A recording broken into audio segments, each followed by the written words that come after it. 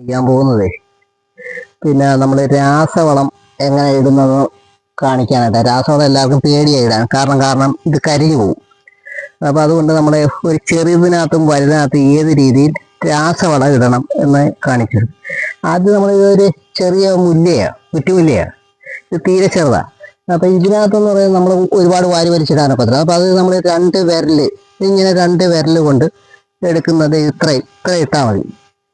ഇത്ര ഇടാവുള്ളൂ. ഈ രാസവളം എന്ന് പറയുമ്പോൾ പെട്ടെന്ന് നമുക്ക് റിസൾട്ട് വരും, കുറഞ്ഞ രീതിയിൽ ഇടാവുള്ളൂ. അതേസമയത്ത് ഇതൊരു വലിയ മാവാണ്. അപ്പോൾ അതിനകത്ത് ഇടുമ്പോൾ നമ്മളിത് ഒരു ഇത്രയൊക്കെ ഇടാം. ഇത് പൊട്ടാഷ്യം, യൂറിയയും ഫാക്ടം ഫോസും കൂടെയുള്ള ഇത്രയൊക്കെ നമുക്ക് വലുതിനകത്തിടാം. പക്ഷെ ചെറുതിനകത്തിടുമ്പോൾ നമ്മളൊരു കുറച്ചേ ഇടാവുള്ളൂ. കൂടുതലിട്ട് കഴിഞ്ഞാൽ അതിന് പെട്ടെന്ന് കരിഞ്ഞു പോകും. അതേപോലെ ഈ ബൊഗൈൻവില്ല, ഈ ഇരിക്കുന്ന ബൊഗൈൻവില്ല എല്ലാം കൂടെ അത് ഇതിനകത്ത് ഒരു ഇച്ചിരി വലിപ്പമാണ്. അപ്പോൾ ഇതിനകത്തിടുമ്പോൾ ഒരു 3 വിരൽ കൊണ്ട് പിടിക്കുന്ന ഒരു ഇതുണ്ട്, ഇത്ര ഇട്ടാൽ മതി, ശകലം ഇട്ടാൽ മതി.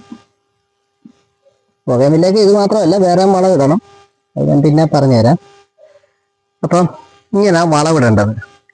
അതുകൊണ്ട് അപ്പം നിങ്ങൾ ഈ ചാനൽ കഴിയുന്നതും സബ്സ്ക്രൈബ് ചെയ്യുക, ഷെയർ ചെയ്യുക, ലൈക്ക് ചെയ്യുക.